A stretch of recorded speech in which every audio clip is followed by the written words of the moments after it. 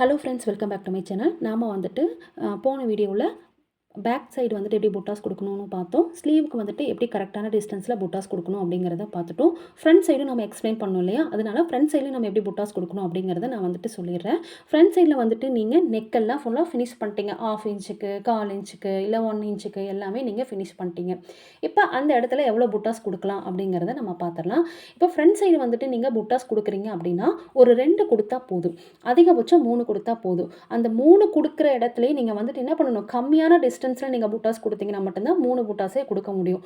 அதுக்கு மேலே நீங்கள் கொடுத்தீங்க அப்படின்னா நீங்கள் சாரீ கட்டும் போது என்ன ஆயிக்கும் அப்படின்னா ஹைட் ஆயிக்கும். நீங்கள் அது பண்ணுறது வேஸ்ட்டு தான். ஸோ அதனால் ஒரு 2 புட்டாஸ், ஓகே, கரெக்டான டிஸ்டன்ஸ் விட்டு ஒரு 2 புட்டாஸ் இல்லாட்டி ஒரு 3 புட்டாஸ் அந்த மாதிரி போட்டுக்கோங்க. கம்மியான டிஸ்டன்ஸில் நீங்கள் விட்டிங்கன்னா மட்டும்தான் 3 புட்டாஸ் கொடுக்க முடியும்.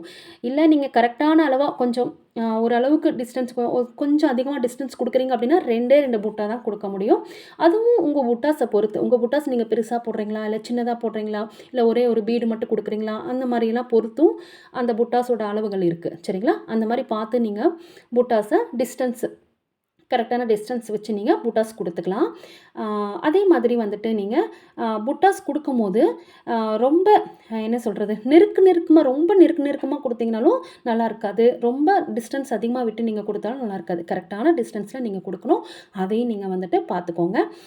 புட்டாஸ் கரெக்டாக கொடுங்க. அப்போ தான் வந்துட்டு ப்ளவுஸ் நீட்டாக இருக்கும். ஸ்லீவுக்கும் நெக்குக்கும் அதே மாதிரி ஃப்ரண்ட் நெக்குக்கும் பேக் நெக்குக்கும் 3த்துக்குமே நீங்கள் ஒரே மாதிரி புட்டாஸ் கொடுத்தாலும் அழகாக தான் இருக்கும். கண்டிப்பாக அந்த டிப்ஸை ஃபாலோ பண்ணி பாருங்கள். Thank you friends.